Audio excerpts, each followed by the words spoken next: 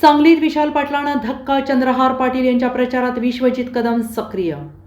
सांगली लोकसभा मतदारसंघात मागच्या निवडणुकीप्रमाणे यंदाही तिरंगी सामना रंगणार आहे.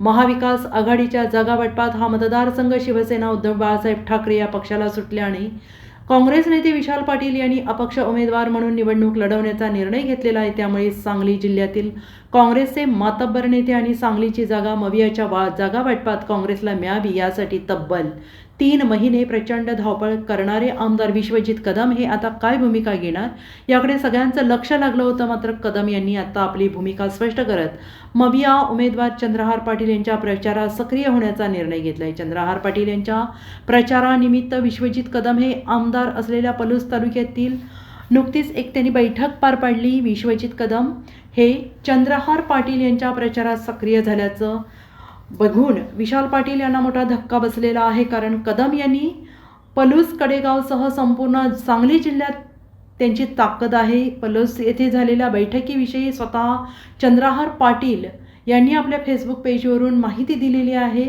आज खटाव, ब्रह्मनाळ, माळवाडी, भिलवडी तालुका पलूस येथे माजी मंत्री विश्वजित कदम, आमदार अरुण अण्णा लाड, महेंद्र लाड, शरद लाड यांच्या प्रमुख उपस्थितीत सांगली लोकसभेच्या प्रचारादरम्यान बैठक पार पडली, असं पाटील यांच्या फेसबुक पोस्टमध्ये लिहिलेलं आहे. दरम्यान विशाल पाटील यांच्या रूपाने महाविकास आघाडीत बंडखोरी झाल्याने मतविभाजन होऊन भाजप उमेदवार संजय काका पाटील यांना फायदा होऊ शकतो असं बोललं जात आहे. त्यामुळे सांगलीच्या जागेवर नक्की कोणाचा विजय होणार हे पाहणं औत्सुक्याचं ठरणार आहे. Bureau report, SBN Marathi, Sangli.